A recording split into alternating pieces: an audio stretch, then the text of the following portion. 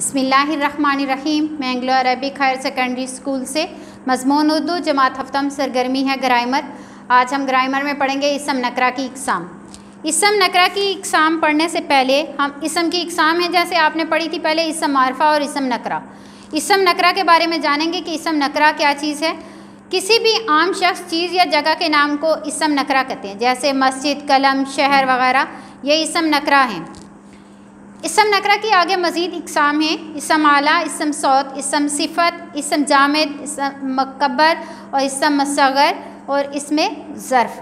یہ تھی اسم نکرہ کی اقسام۔ اسم نکرہ کی اقسام میں اسم اعلیٰ سب سے پہلی ہے، وہ اسم نکرہ جو کسی اوزار یا ہتھیار کے لیے استعمال ہوتا ہے، جیسے اردو میں ہم کہتے ہیں نا کہ چاقو، تلوار، قلم، بندوق وغیرہ، یہ اردو کے الفاظ ہیں جو اسم اعلیٰ ہیں۔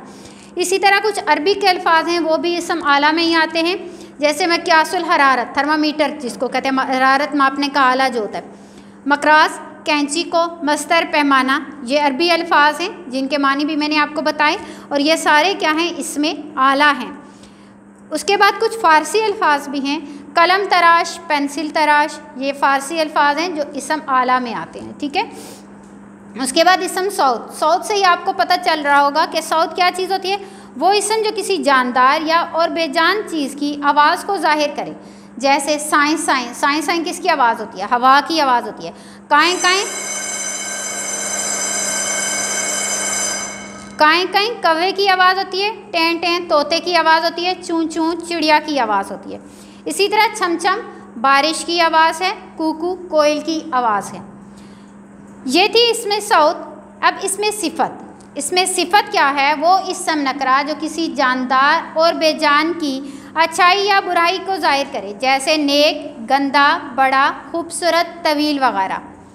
اسی طرح اس کے بعد اسم صفت کے بعد اسم جامد آ جاتا ہے۔ اسم جامد وہ اسم نکرہ ہے جو نہ تو خود کسی اسم سے بنا ہو اور نہ ہی اس سے کوئی دوسرا اسم بن سکے یا بنایا جا سکے، جیسے اینٹ، پتھر، درخت، چٹان، دولت، چٹائی وغیرہ۔ اسم مکبر وہ اسم جو کسی چیز کے بڑے پن کو ظاہر کرنے کے لیے بولا یا لکھا جائے، جیسے شہنشاہ، شاہ سوار، شہ زور، پکڑ، چھتر، مہاراجہ، ماہ بھارت یا ماہکار یا مہارانی وغیرہ، یہ کیا ہیں؟ اسم مکبر ہیں۔ اس کے بعد اسم مصغر وہ اسم جو کسی چیز کے چھوٹے پن کو ظاہر کرنے کے لیے بولا یا لکھا جائے، جیسے پیالی، غلیچہ، پگڑی، مکھڑا، ڈھولک وغیرہ۔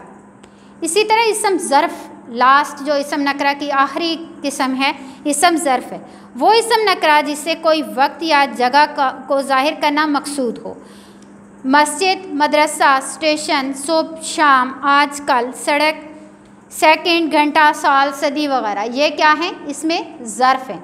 اسی طرح اسم ظرف کی آگے مزید دو اقسام آج ہم پڑھیں گے، اسم ظرف مکان اور اسم ظرف زمان۔